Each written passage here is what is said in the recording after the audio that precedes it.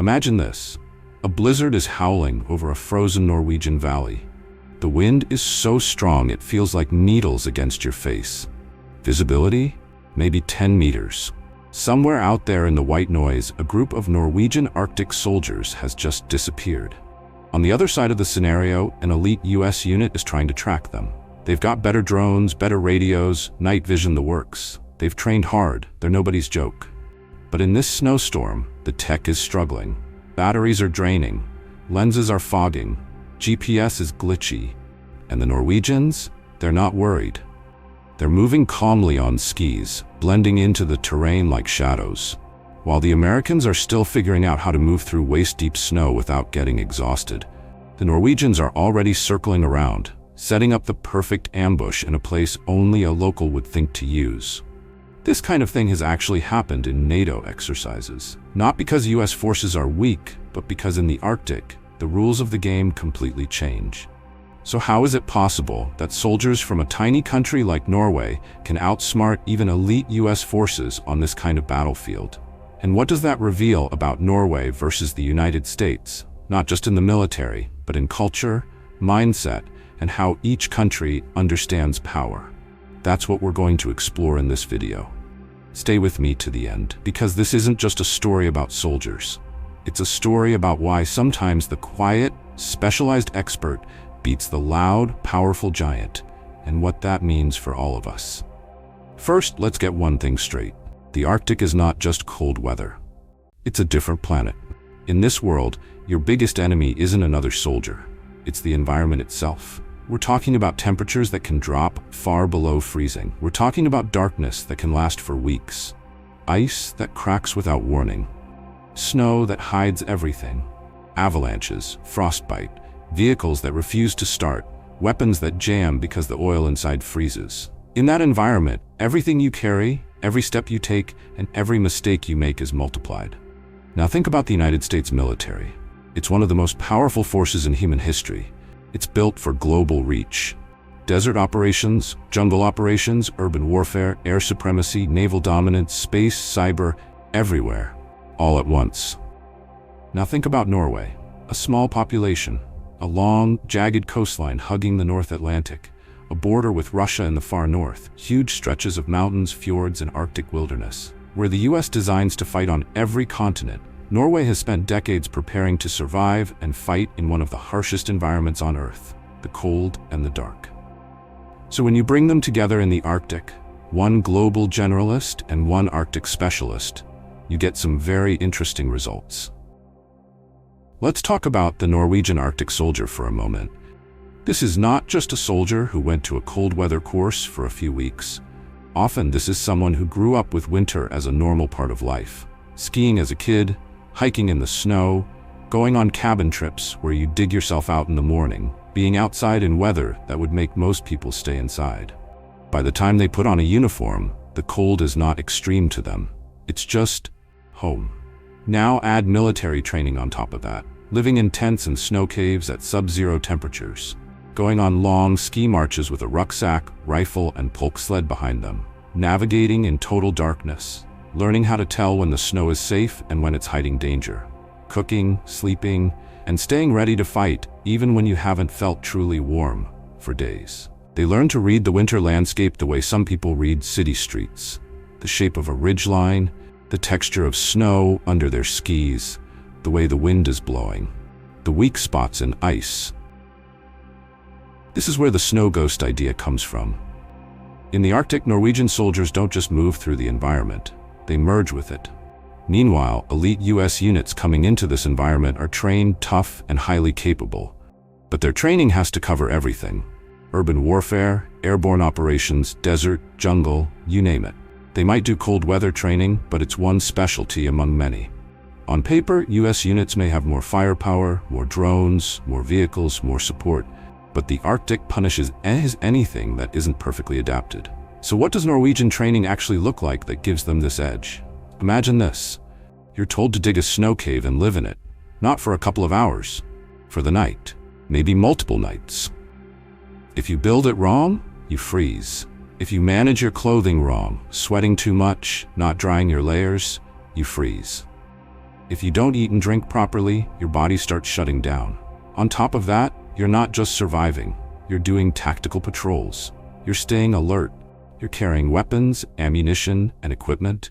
You're doing navigation in darkness or whiteouts, where there are no landmarks. The landscape is just white on white. You learn very quickly that comfort is not the goal.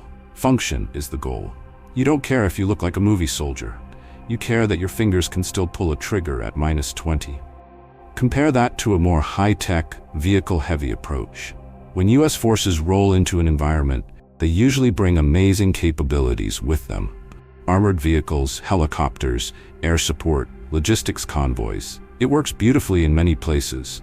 But in deep snow, with narrow mountain passes and fragile ice, vehicles can become traps. Roads can be ambush corridors. Tracks are easy to follow. Engines are loud. Heat signatures are obvious. Norwegian Arctic doctrine leans into the opposite. Move small, move quiet, move where vehicles cannot. Skis instead of trucks. Snowshoes instead of wheels. Tents and snow caves instead of large, obvious bases. Small patrols that can weave through forests, climb ridges, and cross frozen lakes at night. Picture a US unit setting up a strong position near a road they think is defensible. They're scanning, they're watching the obvious approaches, they've got sensors out. But the Norwegians don't come from the road. They come from the ridgeline behind them that looks too steep on a map, or across a frozen lake that an outsider would think is unsafe. They come from angles that only someone with deep local knowledge would consider. And because they're on skis, they're often faster than vehicles that have to fight the terrain. Here's a crucial difference: patience. In the Arctic, you can't rush. You can't sprint your way through. Everything is slower. You dig, you wait, you move in short bursts. You use weather as a weapon. A snowstorm for you might be a nightmare for someone else, but if you're trained for it, it becomes your camouflage. A Norwegian patrol can sit silently in a snow hideout for hours, letting a storm cover their tracks. They can move at night when the cold is worst, because they're prepared for it. If an American unit is used to speed, constant communication, and rapid movement, this slow, quiet, almost primitive style of warfare can feel very strange. Then there's the issue of technology. The US excels at high-tech warfare. Drones, satellites, thermal optics, advanced communications. These tools are a huge advantage in most environments, but the Arctic is merciless toward electronics. Batteries die much faster in the cold. Screens can crack, plastic and rubber stiffen. Even simple things like metal rifle parts can behave differently. Norwegian soldiers are trained with a mindset of, assume the fancy stuff can fail, you still have to win. So they double down on fieldcraft. How do you navigate with a map and compass when everything looks the same? How do you move in a way that doesn't leave obvious tracks? How do you hide your heat signature? How do you build fires so the smoke doesn't give you away? How do you keep your weapons working in the cold?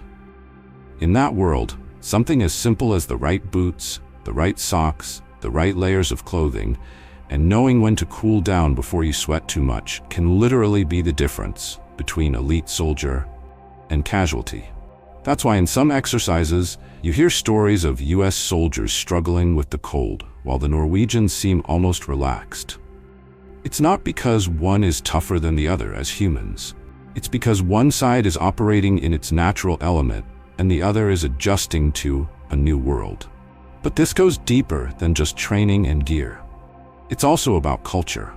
Norway has conscription. That means a lot of young Norwegians serve in the military, at least for a period. Not everyone becomes an Arctic specialist, but it creates a wider base of people who are familiar with military life, outdoor life, and national defense. On top of that, Norway has a strong outdoors culture known as friluftsliv, which is basically the idea that being out in nature is a normal, healthy part of life.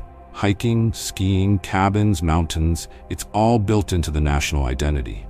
So when those people put on a uniform and join specialized Arctic units, they're not starting from zero. They're leveling up skills they already have. In the US, the military is all volunteer. The forces are extremely professional and well-trained, but a far smaller percentage of the population serves. The culture is more focused on technology, large-scale power, and global projection. Inside the Norwegian military, the structure can feel a bit flatter and more informal. That doesn't mean it's undisciplined. It just means lower ranks may feel more comfortable speaking up or improvising in the field. In harsh conditions, that ability to adapt fast matters. In US units, there is also room for initiative, especially in elite forces. But the overall system is bigger, more bureaucratic, and built around massive operations. So when both armies meet in the Arctic, you can see these cultural differences play out. A small, flexible, environment-obsessed force versus a huge, powerful, technology-heavy one. And here's something important to understand. When we say Norwegian Arctic soldiers can outsmart US forces, we're usually talking about training exercises between allies. NATO countries regularly train together in Norway. These exercises are not about humiliation. They're about finding weaknesses before a real enemy does. If US units get surprised by Norwegian tactics in the snow, that's actually a win for everyone. It means they've discovered a gap in their preparation in a safe environment where nobody is actually dying. They can go home, adapt their training, improve their gear, and come back stronger next time. Sometimes, a single exercise can change years of planning. An American unit might arrive thinking, "We've got this. We've trained in cold weather before." Then they watch their vehicles getting stuck, their gear icing up, while a smaller Norwegian unit seems to glide past on skis and appear behind them. Afterward, those same Americans are often the first to say, "Teach us what you know." They start borrowing techniques, changing how they layer clothing, how they pack their rucks, how they move in the snow at night. The next time they show up for Arctic training, they're better. And the Norwegians have to raise their game again. Over time, this back and forth creates something powerful. The US brings more Arctic-ready units to the table, and Norway learns how to plug its specialized skills into a huge military machine. It's not a rivalry where one side wins forever. It's a constant evolution, shaped by the cold. There's also a deep level of mutual respect. Norwegian soldiers know that if a large-scale conflict ever happened, they would need US support. Aircraft, ships, logistics, and the sheer weight of American power. And US soldiers know that in the Arctic, they can learn a lot from Norwegian expertise in cold weather survival and tactics. So what does all of this reveal about Norway versus the USA beyond the battlefield? It shows that size is not everything. The US represents global power, scale, volume, and reach. It's loud, visible, and capable in more domains than any other military in history. Norway represents focused mastery in a narrow but critical niche. It's quiet, small, and easy to underestimate until you step into its environment. In a way, this is a metaphor for life. Maybe you've been trying to be like the United States in your own world, trying to do everything, everywhere, all at once, trying to be good at every skill, every platform, every trend. But maybe the real power lies in choosing your Arctic. That one area where you decide, this is my terrain. This is where I will be so good, so experienced, and so comfortable that even bigger, flashier players will struggle to match me here. Norway can't outgun the US on a global scale, but in ice, snow, and darkness, it can outthink and outmaneuver almost anyone. The question is, what is your version of that? As we wrap up, picture this final scene. The exercise is over. The battle is done. Somewhere in a snow-covered Norwegian valley, a small group of Norwegian soldiers and a group of US soldiers are sitting together inside a big heated tent or a makeshift shelter. Their gear is drying. Steam is rising from wet gloves. They're sharing coffee or hot chocolate.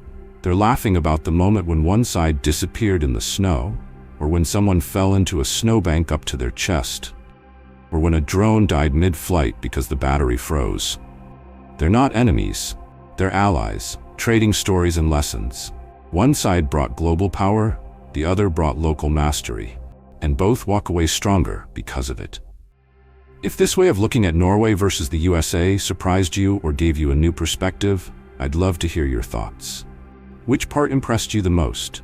The raw power of the US or the quiet, specialized skill of Norwegian Arctic soldiers? And in your own life, are you trying to be a global generalist, or are you ready to choose your Arctic and become a true specialist at something? If you enjoyed this video, tap like so more people can find it. Subscribe for more deep dives into Norway versus America, from soldiers and survival to parenting, schools, and everyday life. And in the comments, tell me, what Norway versus USA topic should we explore next? Thanks for watching, and until next time, stay curious, stay warm, and don't underestimate the snow ghosts of the north.